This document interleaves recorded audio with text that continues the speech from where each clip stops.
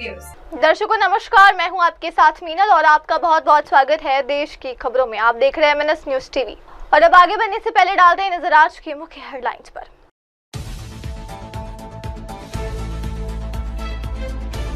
किसी ने कटा सिर तो किसी ने विमान को आग का गोला बनते देखा। हादसे का खुद देखा भयावह मंजर। भारतीय सेना को मिले 419 जाबाज अफसर। 9 मित्र देशों के 32 GCB हुए पास आउट। दिल्ली सरकार जल्द लगाएगी नई आबकारी नीति। अब क्वालिटी और पारदर्शी बनेगा सिस्टम, जाने पूरा प्लान। और अब खबरें विस्तार के साथ। एयर इंडिया विमान हादसे में 241 यात्री और चालक दल के सदस्य मारे गए। अहमदाबाद सिविल अस्पताल के कर्मचारी विजय ने विमान हादसे का आंखों देखा भयावह मंजर जाहिर किया। उन्होंने कहा, अस्पताल में मेरी ड्यूटी दोपहर 2 बजे शुरू हुई है और जब दुर्घटना हुई तब मैं काम पर जा रहा था। दोपहर में लोग इमारत के पास बैठे थे क्योंकि वहां छाया थी। एक विक्रेता ने घटनास्थल पर चाय बेची, कोई भी जीवित नहीं बचा। आग ने उन्हें खा लिया। मैं हॉस्टल मेस में मुश्किल से 50 मीटर दूर था और हॉल चीख पुकार से भर गया था। 5 मिनट में शोर शांत हो गया और उसके बाद एक भयानक सन्नाटा छा गया।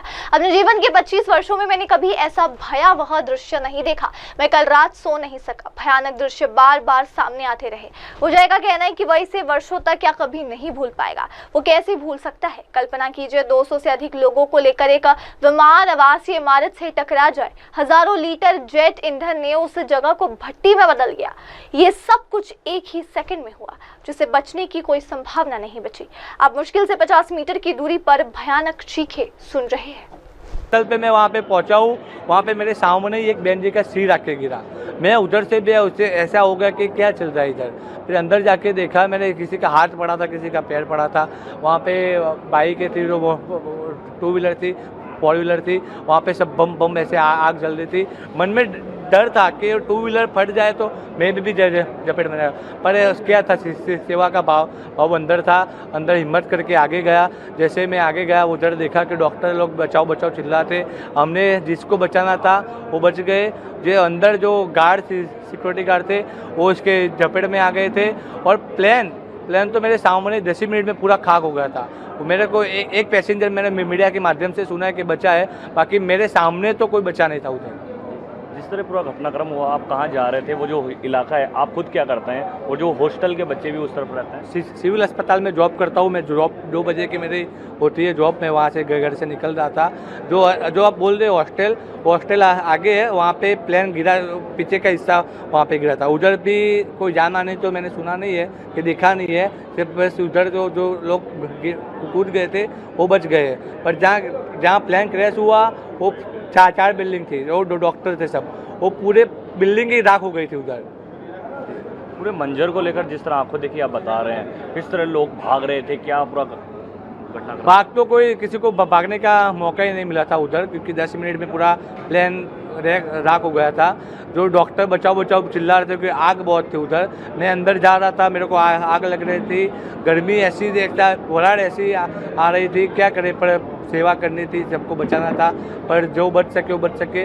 मैं भगवान से प्रार्थना करता हूँ कि पूरे विश्व में ऐसी कोई घटना ना हो। ये घटना मेरी 25 वर्ष की उम्र में बहुत ही गंभीर घटना है और खूब दर्दनाक घटना है। रात को मैं कल सोया था तो भी सपने में ये घटना आ रही थी मेरे। आप बता रहे हैं आसपास के जो इलाका है उसके लोगों में कैसा अभी भी खौफ है, कैसा मंजर था?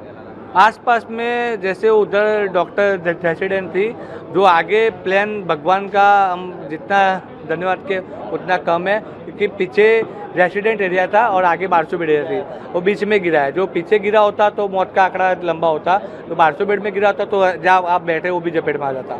तो भगवान का शुक्रिया है कि ऐसा कुछ हुआ नहीं है। और आसपास के लोग जहाँ रहते थे उनको सरकार ने डिमोलेशन 15 दिन पहले करवा दिया था। पर क्या हो, तो उधर छाया आती थी तो लोग बैठे थे वहाँ पे, चाय बनाने वाला था, वो भी जपेट में आ गया। जहाँ खड़े थे वहाँ से घटनाक्रम की दूरी कितनी थी?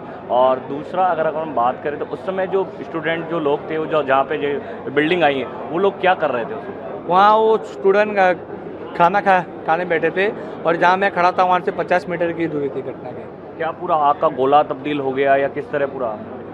वहाँ पे पूरा माहौल बचाओ बचाओ चीखें सुना दे रही थी, पर 5 मिनट में सब चीखें शांत हो गई, क्योंकि वो सब भगवान के पास चले गए थे। आप भी मेडिकल कॉलेज, आपके स्टूडेंट साथ में मिल रहे हैं, क्या बातें कर रहे हैं, किस तरह? ये बातें तो इसमें ऐसी होती है। कल मैं इधर से मैं इधर आ गया था क्योंकि इधर मेरी ड्यूटी थी। मेरे सामने मैंने बॉडी के लोग डरे हुए हैं। लोग डरे हुए हादसा देख के मेरे घर पे मेरे को घर से निकलना मना किया है मेरे को कि बाद में निकलना, क्योंकि हादसा ही ऐसा था। पर क्या करें, अभी जॉब है तो जॉब तो आना पड़ेगा ना। आप विजय को सुन रहे हैं जिन्होंने आंखें देखी, पूरा दृश्य देखा है। ये जहां पूरा घटनाक्रम हुआ वहाँ से 500 मीटर की दूरी से भी कम दूरी पे थे, जिन्होंने देखा है कि किस तरह पूरा कुछ सेकंडों में ही प्लेन जो है आग के गोले में तब्दील हो गया। किसी का सर दिखा तो किसी के शरीर के अलग अलग अंग दिखे, लेकिन उन्होंने बचाने की पूरी कोशिश की। उनके साथियों ने कई लोगों को बचाने की कोशिश की, लेकिन बचाने का मौका तक भी नहीं मिल पाया। अहमदाबाद से ईटीवी भारत के लिए कपिल पारिक। और अब अगली खबर। भारतीय सेना को मिले 419 जाबाज अफसर, 9 मित्र देशों के 32 जीसीबी हुए पास आउट। आईएमए देहरादून की 14 जून 2025 को हुई पासिंग आउट परेड में देश की सेना को 419 जाबाज अफसर मिल गए हैं। हमारे देश के साथ ही 9 मित्र देशों के 32 जेंटलमैन कैडेट भी पास आउट हुए और ये भविष्य में अपने देश की सेनाओं की कमान संभालेंगे। इस तरह विदेशी कैडेट्स को मिलकर भारतीय सैन्य अकादमी से इस बार पास आउट होने वाले जेंटलमैन कैडेट्स की कुल संख्या 451 रही। आईएमए की पासिंग आउट परेड में जेंटलमैन कैडेट ने अपना तन, मन और जीवन देश को समर्पित करने की शपथ ली। इस बार आईएमए की पासिंग आउट परेड की शुरुआत सुबह 6:38 पर मार्कस कॉल के साथ हुई। श्रीलंका की सेना प्रमुख लेफ्टिनेंट जनरल BKGM लासंथा रोड्रिगो ने रिव्यूइंग ऑफिसर के रूप में परेड की सलामी ली। 6:42 पर एडवांस कॉल के साथ कैडेट्स कदमताल करते हुए चैटवुड बिल्डिंग के परेड मैदान में पहुंचे।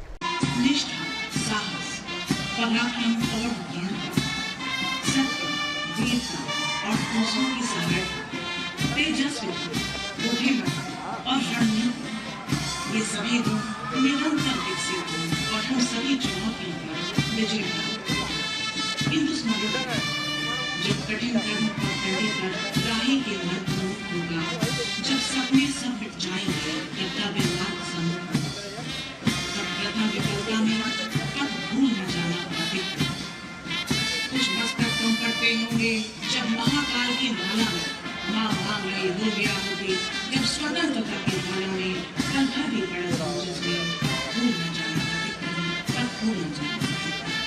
Ladies and gentlemen, the adjutant of the Indian Military Academy will now give a salute to the reviewing officer, bringing a formal end to the passing out parade. देवी और सज्जनों, कुछ ही क्षणों में 3 helicopter राष्ट्रीय ध्वज सेना के पूर्ण जगहों, मैं तुम्हें जगाने आया हूँ, मैं तुम्हें जगाने आया हूँ। परेड अब निरीक्षण लाइन पर मार्च कर रही है और उसका नेतृत्व कर रहे हैं academy under officer Ronit Ranjan Nayak.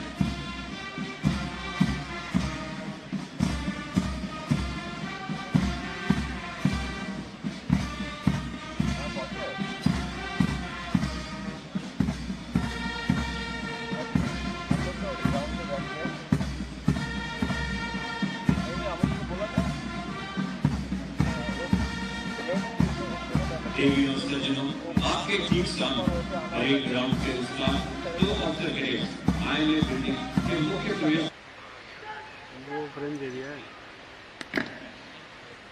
देवी और सज्जनों, भारतीय सैन्य अकादमी का निशान अब परेड पर लाया जा रहा है।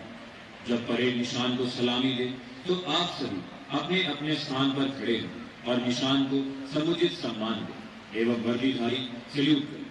निशान को परेड पर ला रहे हैं निशान अधिकारी सीनियर अंडर ऑफिसर जितेंद्र त्रिपोला। उनके दाहिने रक्षक हैं company sergeant major Ashish Kumar एवं उनके बाएं रक्षक हैं कंपनी सार्जेंट मेजर लक्ष्य अग्रवाल।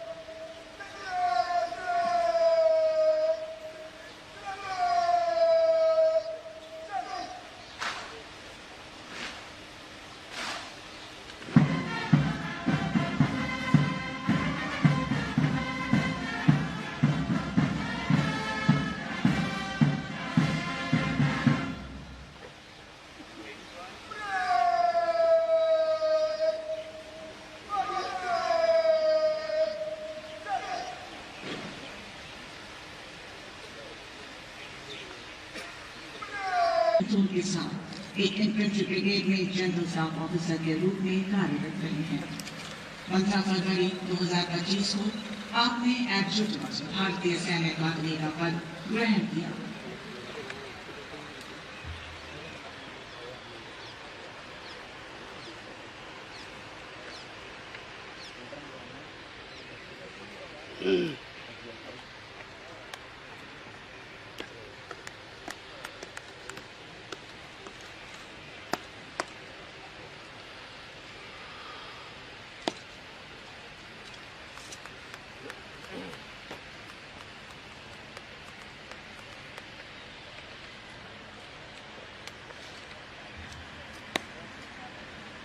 माँ लाल तेरे तैयार खड़े हैं, किसकी हिम्मत तुझे सताए।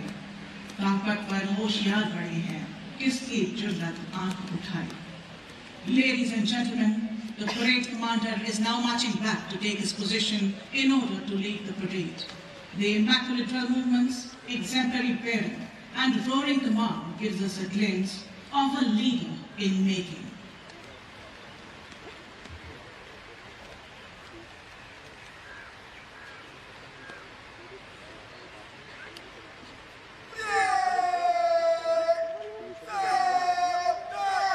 Is the Chief of Army Staff banner, which is presented every term to the champion country. Therefore, has the proud privilege of being a part of the first contingent on parade. The first officer leading the parade is Academy Cadet Adjutant Hani Mehra. He is followed by a contingent of battalion appointments, led by Battalion Under Officer Anurag Verma.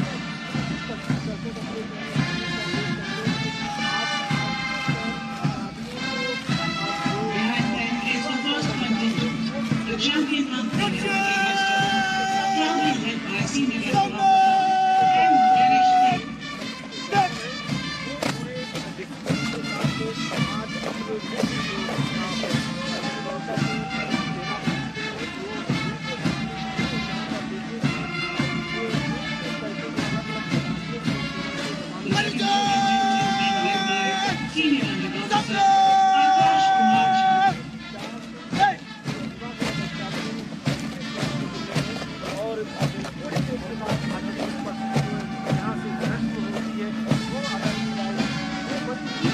contingent is being led by Senior Under Officer Akash Kumar Jha.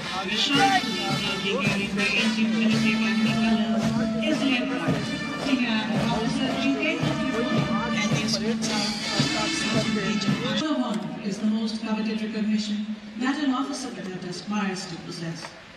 It is given for the best overall performance by an officer cadet in military training, academics, sports, and extracurricular activities. The solar honor has become a symbol signifying the best of the best. The tradition was started with the first force, the pioneers, an officer cadet Smith Gunn, who later became the commander-in-chief of the Burmese army, was awarded and restored in 1934.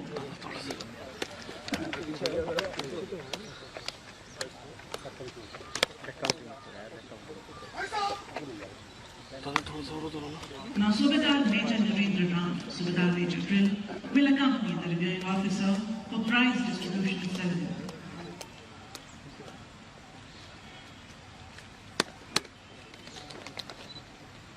The reviewing officer will now present medals to the award winners for Spring Term 2025.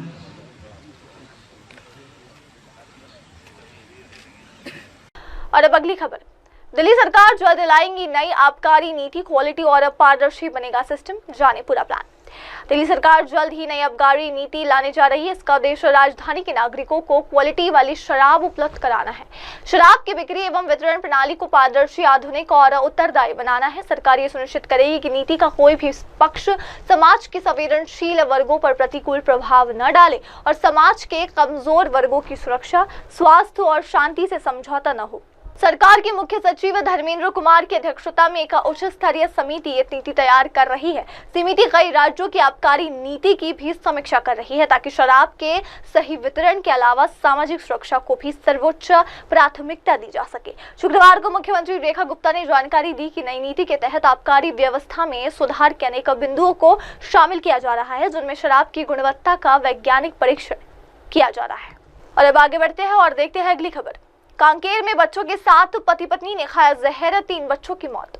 Chhattisgarh के कांकेर जिले के परतापुर थाना क्षेत्र में एक ही परिवार के 5 सदस्यों ने जहर खा लिया। माता पिता और 3 बच्चों ने जहर का सेवन किया। 3 बच्चों ने इलाज से पहले ही दम तोड़ दिया। माता पिता का इलाज सिविल अस्पताल पंखाजूर में चल रहा है। ये परिवार ग्राम पंचायत चंदनपुर के ग्राम PV 70 शांतिनगर में रहता है। अतिरिक्त पुलिस अधीक्षक राकेश कुमार कुर्रे ने बताया कि थाना परतापुर में सुबह सुबह घटना का पता चला कि एक परिवार के 5 सदस्यों ने जहर खा ली, जिसमें वैरागी नाम के शख्स और उसकी पत्नी को हॉस्पिटल में एडमिट किया गया है, लेकिन 3 बच्चों की मौत हो चुकी है। पुलिस जांच कर रही है। प्रथम दृश्य जहर पारिवारिक विवाद की वजह से ये घटना हुई है, ऐसा लग रहा है जैसे, लेकिन जांच के बाद ही सही वजह का पता चल पाया है। लगभग 3 बजे उनका घर में चिल्ला पल्ला हो रहा, पास बाजू में है ना, तो जैसे चिल्लाया तो जाके देखा उन्हें ऐसे मतलब बेहोश हालत में पड़े हुए थे और उनका मिसेस वो चिल्ला रहा था, अपने घर के साइड में था, चिल्ला रहा था। तो जैसे देखा तो हम लोग पास आजू बाजू को सबको बुला के उनको अस्पताल में लेके आए। क्या थम्स अप पिला दिया, उसमें मतलब नशा जैसा हो रहा है, उल्टी हो रहा है। उसका हस्बैंड पिलाया। दोनों में कुछ विवाद था क्या? पहले ऐसे ही तो घर में होते रहते थे हमेशा, दोनों के बीच में। 6 महीने पहले ऐसे कुछ गाँव का साथ उनका विवाद ही था, मतलब उसका मिसेस भग गई थी, ऐसे कुछ है। हाँ, 3 बच्चे का मौत हो गया। क्या इंद्रजीत बैरागी, 70 नंबर। आपका जो घटना हुई क्या जानकारी है? सर मेरे को तो उतना जानकारी नहीं है। मेरे पास एक भाई फोन किया, मैं घटनास्थल में गया, जाके देखा कि बच्चे 3 बच्चे हैं, तो बच्चे लोग तो डेथ हो गया और ये दोनों जिंदा था, तो ये दोनों को गाड़ी में उठा के लेके आया। पखनजूर में लगभग वही 4-1 बजे पहुंचा। खाना वाला थोड़ा सा जी, घर में खाना वाना बिखरा पड़ा था। इन लोगों को विवाद था गांव में तो सर नहीं, गांव में विवाद नहीं था। पारिवारिक इन लोग जो बोल रहे हैं कि पारिवारिक झगड़ा हुआ है सवेरे। जी, किसके बीच में? वही दोनों मैंने पति पत्नी के बीच दोनों में झगड़ा हुआ है। थाना परतापुर में सुबह सुबह ही एक घटना पता चला PV 70 शांतिपुर में, जिसमें एक परिवार के 5 सदस्य लोग जहर सेवन का पता चला, जिसमें से व्यक्ति है बैरागी, वो हॉस्पिटल में, उसकी पत्नी हॉस्पिटल में एडमिट है। दोनों अभी हालत ठीक ठाक है दोनों का, लेकिन साथ में 3 बच्चे थे, जिसमें से एक 12 वर्ष की थी, एक 9 वर्ष की थी और एक 6 साल का बालक था। तीनों का देहांत हो गया, ये पता चला है। कैसे मौत का कारण कुछ अभी फिलहाल पुलिस जांच कर रही है, जैसे ही जांच कंप्लीट होगा उसके बाद ही कुछ कह पाएंगे। अभी फिलहाल तो ऐसा लग रहा है कि जहर सेवन और पारिवारिक विवाद के कारण ही घटना घटित होने की संभावना प्रतीत हो रही है प्रथम दृष्टया। और अब अगली खबर। यूपी पुलिस ने प्रयागराज में शुरू किया ऑपरेशन मिट्टी। पहले ही दिन 11 लोग गिरफ्तार, कई ट्रैक्टर JCB जब्त हो चुके हैं और प्रयाग पुलिस ने खनन माफियों के खिलाफ कार्रवाई की ऑपरेशन मिट्टी शुरू किया है। पुलिस ने 11 लोगों को गिरफ्तार, कई ट्रैक्टर और JCB को जब्त किया है। यूपी में प्रयागराज की गंगानगर पुलिस ने अवैध खनन के खिलाफ ऑपरेशन मिट्टी शुरू किया। इस ऑपरेशन के पहले दिन आधी रात में ADCP पुष्कर वर्मा ने पूरी टीम के साथ सराय मामरेज में दबिश देकर 11 लोगों को मिट्टी का अवैध खनन करते हुए रंगे हाथ पकड़ा।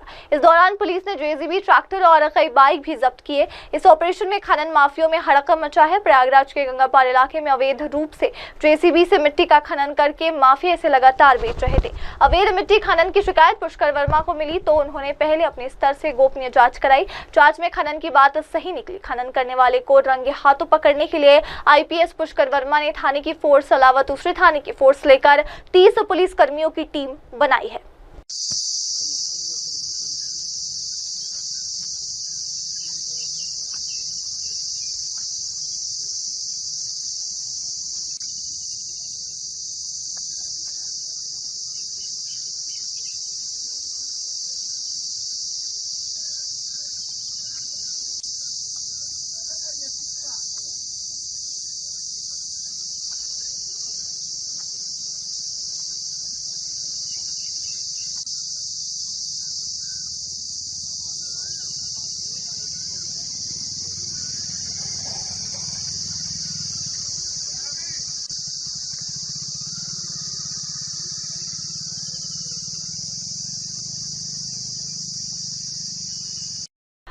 अब अगली खबर।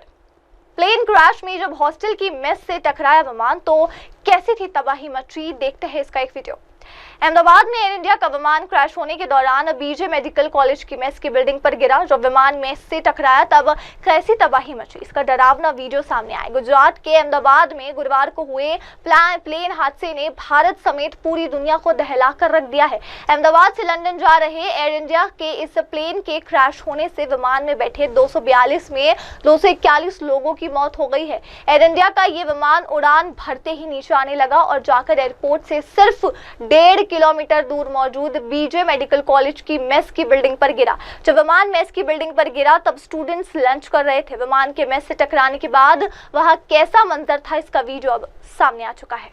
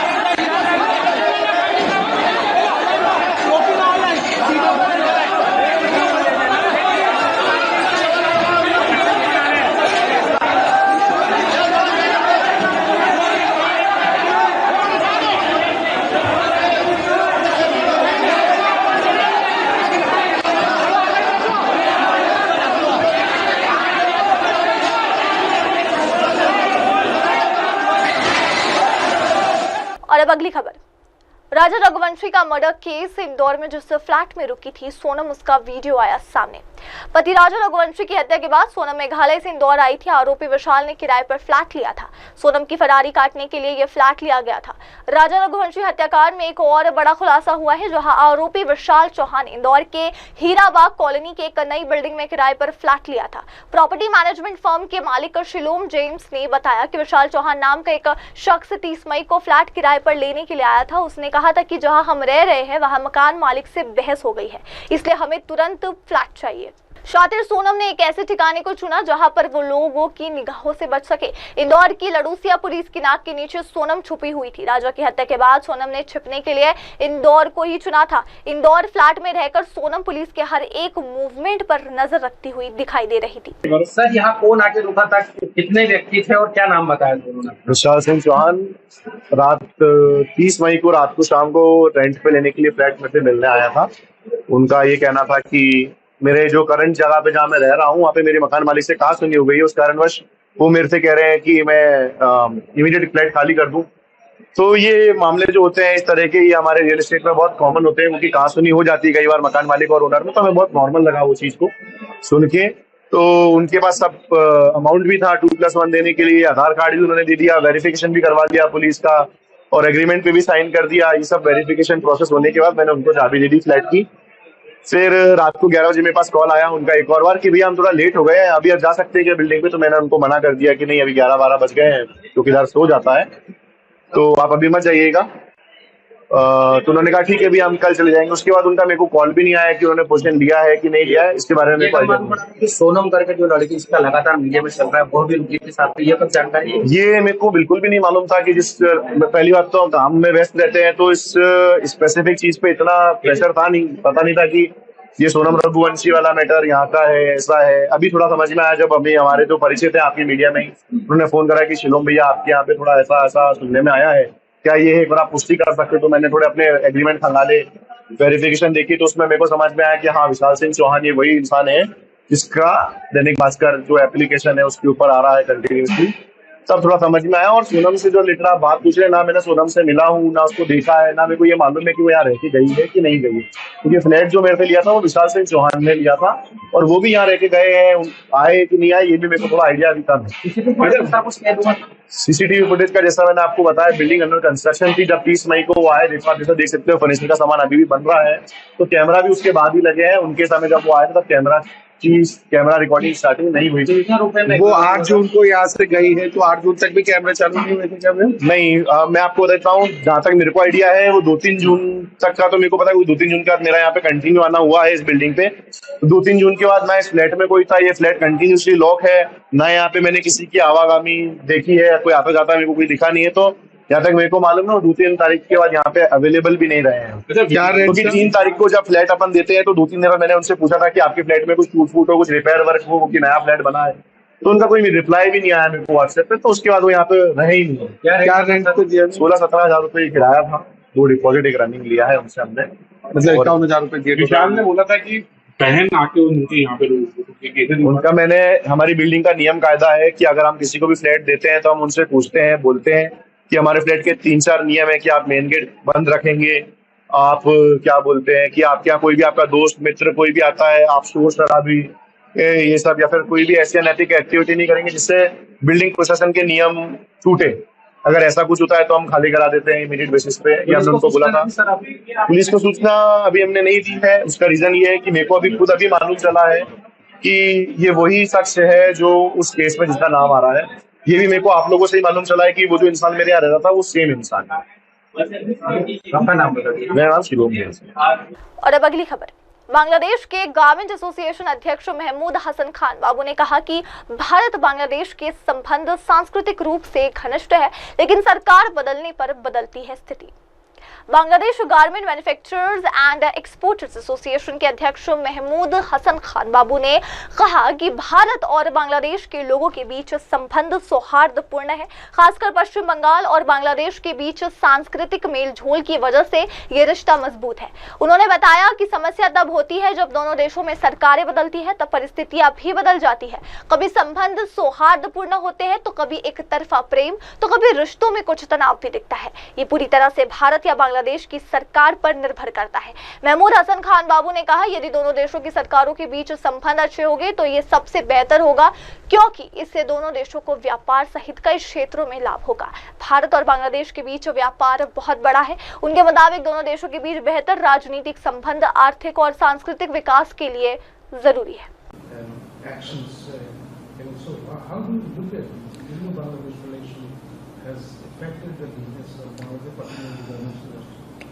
It's very difficult questions. For me personally, the relation between Indian people and Bangladesh people is very good and very cordial. And then especially the West Bengal and Bangladesh, as we have some common cultural things. So the relation is very good.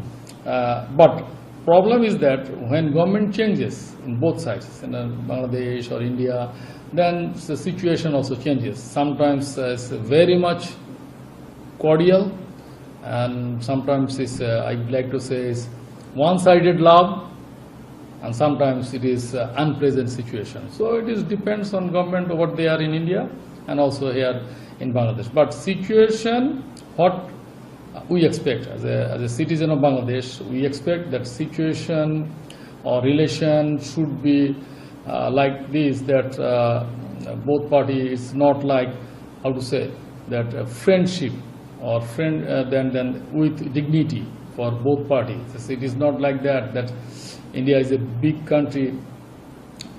They may be in terms of sizes and in terms of economy big, but we are independent country. As an independent country, we should get our respect, and we should respect to India according to their position. So it would be best that if the relation between governments is cordial, and then in that case both the country will be benefited, because you know the business between India and Bangladesh is huge, and this is not for political relation, it is but for our necessity and their necessity. So they export their goods to Bangladesh, and we buy goods from India because of the lead time and price, not for this any other relation. So if the relation between India and Bangladesh is cordial, that will be good. और अब अगली खबर, A1 171 crash हादसे के दृश्य सामने आए। हर तरफ मलबा ही मलबा दिख रहा है। जो लंदन जाने वाला एयर इंडिया का विमान भयानक दुर्घटना का शिकार हो गया। वही घटनास्थल से मिली तस्वीरों में विमान का पिछला हिस्सा पूरी तरह टूट चुका है और उसका एम्पनेज यानी टेल सेक्शन जमीन पर बिखरा पड़ा हुआ है। इस दुर्घटना का असर इतना जबरदस्त था कि पास ही स्थित बीजे मेडिकल कॉलेज के डॉक्टर्स हॉस्टल की इमारत में आग लग गई, जिससे इमारत बुरी तरह जल चुकी है।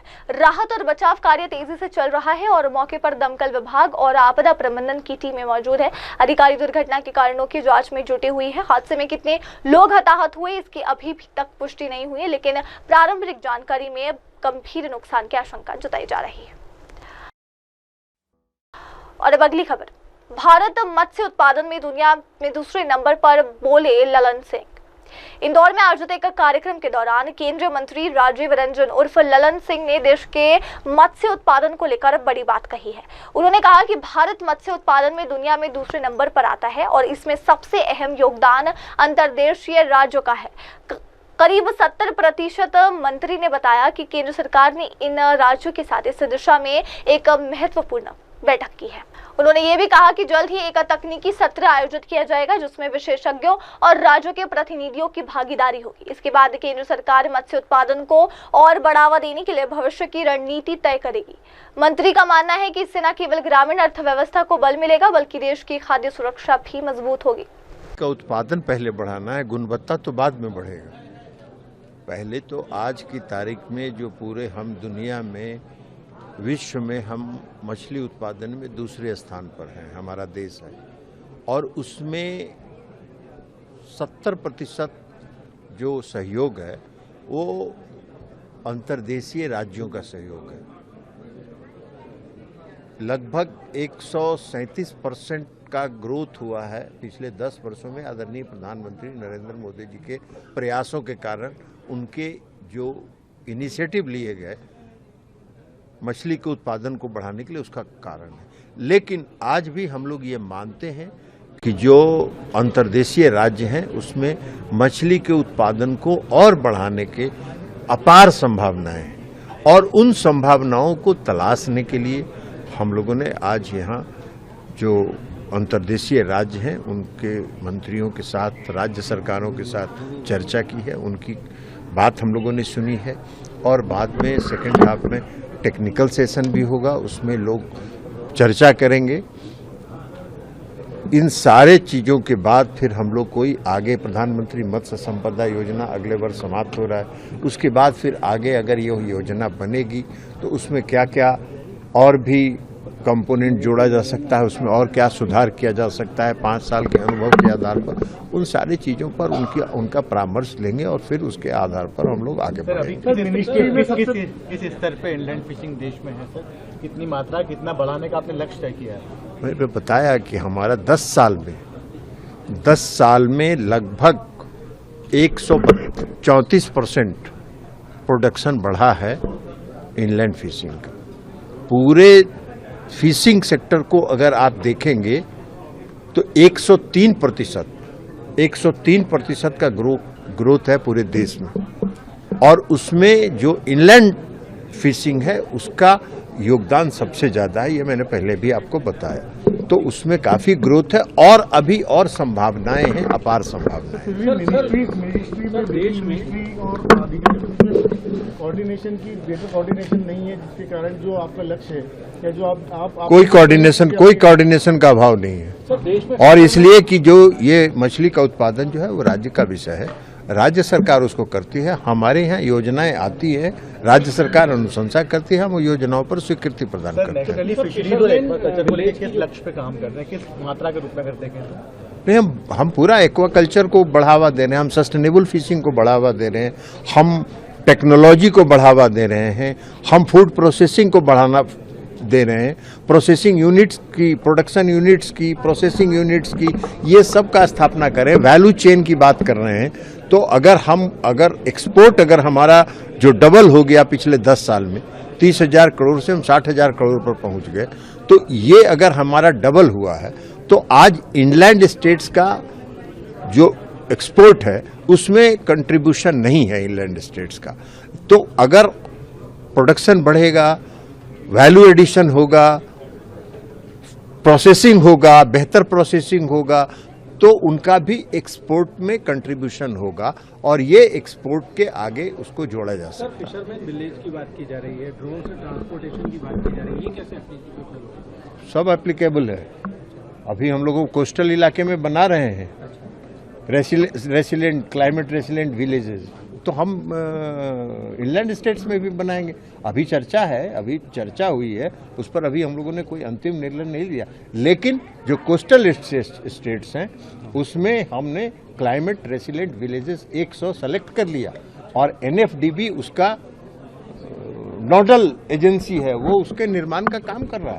और अब अगली खबर, A1-171 विमान हादसे पर रामदास अठावले का बयान। केंद्रीय मंत्री रामदास अठावले ने A1-171 विमान हादसे को बहुत बड़ा हादसा बताया। हादसे में 242 में से केवल एक ही यात्री बच पाया। मृतकों में गुजरात के पूर्व मुख्यमंत्री विजय रूपाणी भी शामिल है। जांच के आदेश दे दिए गए हैं। दिल्ली में केंद्रीय मंत्री रामदास अठावले ने A1-171 विमान हादसे को एक बहुत बड़ी दुर्घटना बताया। इस दर्दनाक हादसे में कुल 242 लोग सवार थे, जिनमें से केवल एक ही व्यक्ति बच पाया। अठावले ने बताया कि मरने वालों में गुजरात के पूर्व मुख्यमंत्री और भाजपा के प्रदेश अध्यक्ष विजय रूपाणी भी शामिल है। उन्होंने कई वर्षों तक प्रधानमंत्री नरेंद्र मोदी के साथ मजबूत रिश्ते बनाए रखे हैं। मंत्री ने शोक व्यक्त करते हुए सभी मृतकों को श्रद्धांजलि दी। इसके साथ ही उन्होंने कहा कि इस हादसे की पूरी और पारदर्शी जांच राम मोहन नायडू के नेतृत्व में कराई जाएगी, ताकि हादसे के कारणों का पता लगाया जा सके और भविष्य में ऐसी घटनाओं को रोका जा सके। मुझे लगता है कि जो विमान मतलब अहमदाबाद से लंदन जा रहा था, ये रोज उड़ान मतलब अहमदाबाद से लंदन होता था और एक 8-9 घंटे की सफर मतलब अहमदाबाद से लंदन की होती है। और अब अगली खबर, A1-171 हादसे से पहले विमान में उड़ान भरने वाले यात्री का खुलासा सामने आया है, जहां मुंबई से आकाश वत्स ने ANI से विशेष बातचीत में बताया कि उन्होंने A1-171 के हादसे से कुछ घंटे पहले ही दिल्ली से अहमदाबाद तक उसी बोइंग 787 ड्रीम लाइनर में उड़ान भरी थी। आकाश ने कहा कि उड़ान के दौरान उन्हें विमान के बाहरी फ्लैप में असामान्य हिलने की स्थिति नजर आई थी, जो कि विशेषज्ञ बेहतर समझ पाएंगे। उन्होंने ये भी बताया कि विमान जमीन पर खड़ा होने के समय एयर कंडीशनिंग कंडीशनिंग ठीक से काम नहीं कर रही थी। क्रूजिंग ऊंचाई पर फ्लैप का पिछला हिस्सा बार बार ऊपर नीचे हो रहा था, जो चिंता का विषय था। हालांकि कई विमान विशेषज्ञों ने कहा कि उड़ान में एयर कंडीशनिंग का बंद होना सामान्य होता है। आकाश ने शिकायत करने की कोशिश की, लेकिन क्रू जल्दी में था क्योंकि विमान उड़ान भरने के लिए तैयार हो रहा था। उन्होंने ये भी बताया कि एयर कंडीशनिंग चालू रहने के बावजूद तापमान में उतार चढ़ाव जारी था। विमान से उतरने के बाद जब वे शटल बस में चढ़े तो कई अन्य यात्रियों ने बताया कि बस का एयर कंडीशनिंग विमान के मुकाबले बेहतर काम कर रहा था। मैंने फ्लाइट बोर्ड करी दिल्ली से, वही सेम एयर बोइंग 787 ड्रीमलाइनर था जो कि कल AI 171 में क्रैश हुआ है। ये दिल्ली से फ्लाइट जब टेक ऑफ करी थी ये AI 423 बन के चली थी दिल्ली से। इसका शेड्यूल डिपार्चर था 9:50 AM 12 जून 2025 और इसका अराइवल टाइम था अहमदाबाद में 11:30 AM 12 जून 2025। हमारा फ्लाइट जो AI 423 था दिल्ली से अहमदाबाद के लिए टेक ऑफ हुई है 10:07 पे एग्जैक्ट टेक ऑफ और 10:13-14 पे ये लैंड हुआ है। मैंने इसका वीडियो शेयर किया है, उसमें एग्जैक्ट टाइमिंग है क्योंकि मैं this is what I do, मेरे है मैं टेक ऑफ लैंडिंग के टाइम वीडियो बनाता, तो उसमें सारा कैप्चर हुआ है। फ्लाइट टेक ऑफ ओके था, कोई इशू नहीं लगा एज सच। जब मैं बैठा था बैठने वो इशू नहीं लगा। जब मैंने वीडियो रिकॉर्ड करी मैंने बाद में देखा तो मुझे मैं जिस चीज़ को क्लैरिफाई करना चाहता हूँ, बीइंग ए पैसेंजर मुझे थोड़ा सा लगा कि कुछ थोड़ा अनयूजुअल मुझे लगा बाहर फ्लैप्स को देखकर, जो कि वीडियो में एक्सपर्ट्स बता पाएंगे कि वो अनयूजुअल था नहीं था, वट एवर इट इज। तो एक चीज़ तो मैं ये क्लैरिफाई करना चाहता हूँ आपके माध्यम से कि मैंने अपना ओपिनियन दिया है। मैंने ये नहीं बोला कि जो मैं बात बता रहा हूँ ये वो वैलिड पॉइंट्स है जिनसे कि प्लेन क्रैश हुआ होगा। I never said that, right. उसके बाद टेक ऑफ था, हमको थोड़ी देर में 20 मिनट बाद 20-25 मिनट बाद एवरीथिंग वाज गुड, ठीक है। बट क्रूजिंग ऑल्टीट्यूड पे मैंने फिर से चीज़ें वो बाहर विंडो के देखा तो वो एक जो टेक ऑफ के टाइम फ्लैप का बिल्कुल पीछे वाला पार्ट है बीच में है वो नीचे हो रहा है बार बार नीचे ऊपर, तो वो क्रूजिंग ऑल्टीट्यूड पे से स्पेसिफिकली वही वाला पार्ट ऊपर नीचे हो रहा था, राइट। अब कुछ लोग बोलेंगे कि आपने वो रिकॉर्ड क्यों नहीं किया। आई एम ए ट्रैवलर, मैं एक नॉर्मल पैसेंजर हूँ, राइट। हाँ मुझे एविएशन में इंटरेस्ट है तो बट मैं हर चीज़ को अब रिकॉर्ड अब मैं ये तो है नहीं कि मैं अगर फ्लाइट में हूँ और ये फ्लाइट क्रैश हो गई है और मेरे पास जो प्रूफ थे और जो मैं बता रहा हूँ, I think people are expecting कि मैं हर चीज़ को रिकॉर्ड करता, इतना कोई नहीं करता है। ये चीज़ भी मैं क्लैरिफाई करना चाहता हूँ। उसके अलावा जो था मैंने जैसे कि वीडियो डाला था सोशल मीडिया पे कि एसी वॉज नॉट वर्किंग। जब ग्राउंड पे था एसी नहीं चल रहा था। कई लोगों ने इस पे बोला एविएशन एक्सपर्ट्स में जिनके साथ मैं समझता हूँ इस चीज़ को कि हाँ मे बी ये चीज़ हो सकती है। उन्होंने बोला कि for a better trust during take off AC को बंद करके रखा जाता है, ठीक है। सब लोग परेशान थे, गर्मी थी एटलीस्ट। हम सब ने मतलब मेरे यहाँ तो मैंने तो कुछ बोल नहीं पाया कि मैं विंडो सीट पे था, मैं प्रेस कर रहा था उसको बार बार, but the crews were in rush क्योंकि टेक ऑफ के लिए ऑलमोस्ट रेडी था फ्लाइट। पहले तो मैं बैठा रहा, मेरे को लगा हो जाएगा। टैक्सी नहीं, जब पुशबैक हुआ तो फ्लाइट एक जगह पे खड़ी थी 10-15 मिनट के आसपास। तो उस टाइम वो था। और टेक ऑफ के बाद मैंने विंडो सीट से मिडिल सीट पे स्वैप कर लिया अपने फादर के साथ। हाँ उसके बाद एसी का कंप्रेसर चलना स्टार्ट हुआ, लेकिन ऑन ऑफ करके ही था वो, ये नहीं कि एक कॉन्स्टेंट टेम्परेचर। इट वॉज कभी मतलब ठंडा ठीक सा कर रहा है, कभी फिर वही सी गर्मी वाली फील आ रही है। मतलब जितने भी एक नॉर्मल फ्लाइट होती है, ये भी नॉर्मल फ्लाइट ही थी वैसे तो, बट जो भी एक यूजुअल होता है टेम्परेचर और ये सब वैसा नहीं था। जो भी पहले उस फ्लाइट में और भी लोग थे, मैं रिक्वेस्ट करता हूँ कि उन लोगों से भी कनेक्ट किया जाए, क्योंकि जब हम अहमदाबाद लैंड किए थे और जो उनकी बस से हम अराइवल हॉल पे जा रहे थे तो उसमें भी लोगों ने एंटर करने के बाद ये बोला था कि प्लेन से ठंडा एसी तो बस का एसी है। और अब अगली खबर। A1 171 दुर्घटना के बाद गुजरात में 100 से ज्यादा डॉक्टर अस्पताल में अब मौजूद है और अहमदाबाद में A1 171 विमान दुर्घटना के बाद गुजरात इंडियन मेडिकल एसोसिएशन के अध्यक्ष डॉक्टर मेहुल शाह ने बताया कि सरकार के सहयोग में 100 से अधिक डॉक्टर अस्पताल परिसर में जुटे हुए हैं। उन्होंने दुख व्यक्त करते हुए कहा कि इस हादसे में 4 मेडिकल छात्र और एक डॉक्टर की पत्नी अपनी जान गंवा चुकी है। डॉक्टर शाह ने यह भी बताया कि छात्रावास क्षेत्र से 45 से अधिक मेडिकल छात्रों को सुरक्षित बाहर निकाला गया है। वे लगातार मुख्यमंत्री भूपेंद्र पटेल, गृह मंत्री हर्ष संघवी, स्वास्थ्य सचिव धनंजय द्विवेदी और बीजे मेडिकल सिविल अस्पताल के अधिकारियों के संपर्क में है। उन्होंने कहा कि इस आपदा के बीच सभी संबंधित विभाग और अधिकारी मिलकर पूरी ताकत से काम कर रहे हैं ताकि राहत और बचाव कार्य तेजी से चल सके। They received the call from the BJ Medical College yesterday at around 1:40 p.m. and immediately we put our broadcast message to each and every member of the Ahmedabad and the nearby Gujarat state nearby city. We have sensitized all the doctors from the IMA Ahmedabad as well as the nearby city like Anand, Nadiyad, Mehsana nearby city. We have kept all the doctors ready. And we have received the message that you require more the orthopedic surgeon, anesthesiologists, critical doctors and plastic surgeons. So we have targeted all the specialist doctors and all the more than 100 doctors reached to the civil hospital campus to take care and to support the government, all the officials, authorities in concern with all the CM sir, our Bhupendra Patel sir, Health Minister, Health Secretary, all the authorities of the BJ Medical College. And we are in hand to hand and with the shoulder to shoulder all the movements with the government authorities to save the remaining those patients who are coming from the hostels building. But unfortunately, we have lost our 4 medical students, 1 doctor's wife, and fortunately, we have saved more than 45 medical students in the hostel area. They are all the clinical tables, and we have taken all the rounds with the government doctors and all the paramedical staffs. And we need the necessary steps to safeguard all the students and then counsel with their parents, those who are available in the campus also. And we are continuously in touch with our blood donation drive, and we are in continuously touch with the blood bank authority, Dr. Nidhi Ben. She is in charge of the civil hospital campus, and we are continuously in touch with the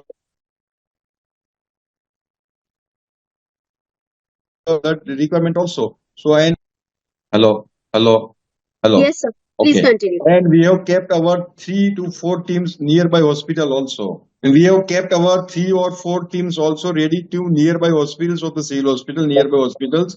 All the doctors ready with another hospitals to suppose the patients coming to the nearby hospital. So we have our IMA Gujarat team also sitting with the nearby hospitals also. And we have taken enough rapid force like actions and to support all the government authorities and the government structures and all the doctors. Our ultimately goal to those who can survive their life and we can save their life and in initial golden hours, that is our main prima focus. And we are in a good relation with all the authorities also. Sir, you spoke to the CM also regarding this? Right. We are continuing in touch with the CM Bhupendra Patel sir. We have during their round we have with them. Also, there are Harsh Sanghvi, our Home Minister also. We are continuously in touch with the Hrishikesh Patel and our Health Secretary Dhananjay Dwivedi and also authority of the BJ Medical Civil Hospital, Supreme Dr. Rakesh B. Joshi and all the team members.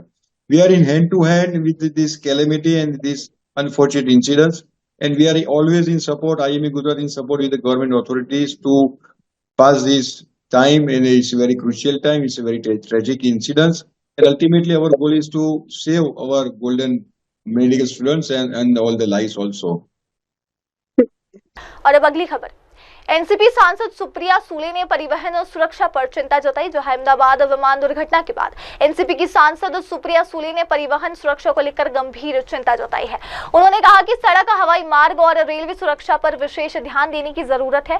Supriya सूले ने सड़क सुरक्षा को प्राथमिकता देने के लिए केंद्रीय मंत्री नितिन गडकरी का धन्यवाद किया, जिन्होंने सांसदों से खुले तौर पर सुरक्षा को लेकर जागरूकता बढ़ाने का आह्वान किया है। उन्होंने कहा कि सड़क सुरक्षा में सुधार के लिए हमने उनके साथ मिलकर काम किया है, लेकिन रेलवे और नागरिक उड्डयन क्षेत्र में स्थिति चुनौतीपूर्ण रही है। सुले ने यह भी कहा कि दुर्घटना भयावह है और वे इस विषय को संसद में उठाने जा रही है। उन्होंने रेलवे में सुधार की जरूरत पर जोर देते हुए कहा कि देश में रेलवे सेवा का उपयोग करने वाले लोगों की संख्या बहुत बड़ी है और इसे सुरक्षित बनाने के लिए भारत सरकार को और प्रयास करने होंगे। सांसद ने दुख जताते हुए कहा कि भारत के लिए ये 24 घंटे बहुत कठिन रही है और उन्होंने पूर्व मुख्यमंत्री विजय रूपाणी को एक बेहतरीन सहयोगी बताया है। Well, I think the entire transport, be it roads, be it airways, or be it civil aviation, I think there are a lot of concerns, especially about safety.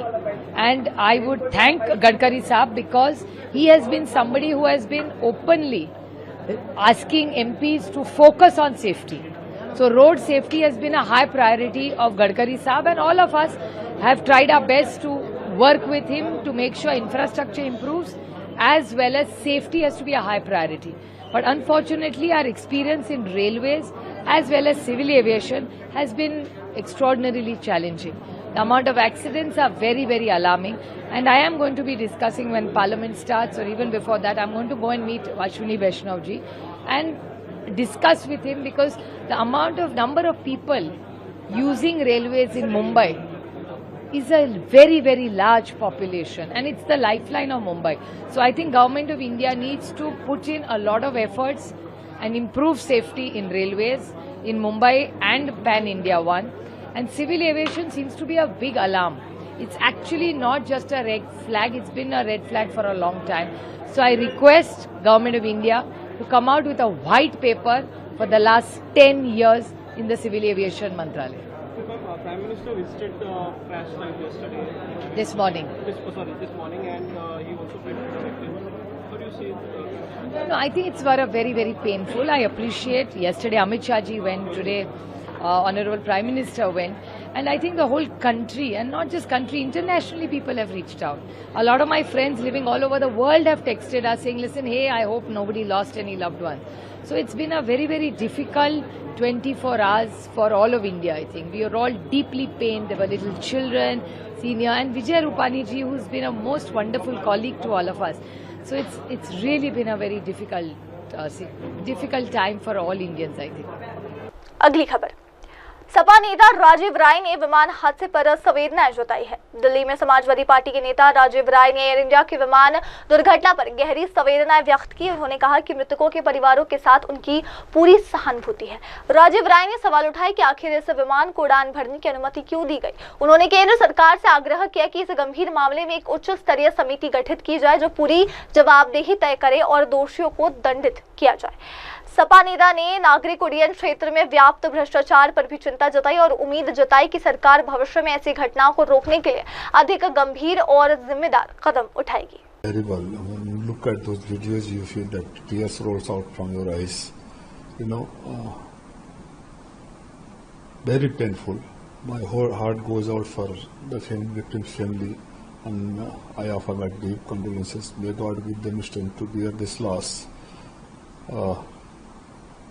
But I also want, this is not a time to play any kind of politics, I'm not making any political statement, but like a common citizen of this country, because I had a similar experience with the same Air India a month back, when I also started reciting Hanuman Chalisa, because the kind of turbulence we were facing in that aircraft and nothing was working there also. So I want the accountability to be fixed. Whoever is responsible for allowing this kind of aircraft to take off, and that I imagine that passengers who could not bear that from Delhi to Ahmedabad, and same aircraft was allowed to fly for London. Somebody has to be accountable. Somebody has to be responsible. Why this first place aircraft was allowed to take off? I urge government to constitute a high-level committee, fix the accountability, and punish them exemplarily. I mean, you for your own lethargic attitude or for greed, whatever, we all know what kind of corruption is going on in this civil aviation. Right from the timing to the route, everything is decided on money. You do what hell you want to do, but nothing should be done where the passenger's life is in danger. That strict action must be taken against the culprit who allowed this aircraft in the very first place to take off from Delhi, forget about Ahmedabad. This kind of aircrafts, I mean, just again imagine the family member of the victims, what the pain they are going through. So I hope government will be very serious and ensure that in future this will not be repeated and action also must be taken. तो अभी फिलहाल के लिए बस इतना ही दर्शकों। अब लेते एक छोटा सा ब्रेक के बाद लौटेंगे और देखेंगे दुनिया भर की तमाम खबरें। तब तक के लिए आप जुड़े रहे मेरी सहयोगी शुभा के साथ और देखते रहिए MNS न्यूज टीवी। नमस्कार, मैं हूं Abhishek Bachchan. Keep watching MNS news. आप देख रहे हैं MNS न्यूज, सच जरूर।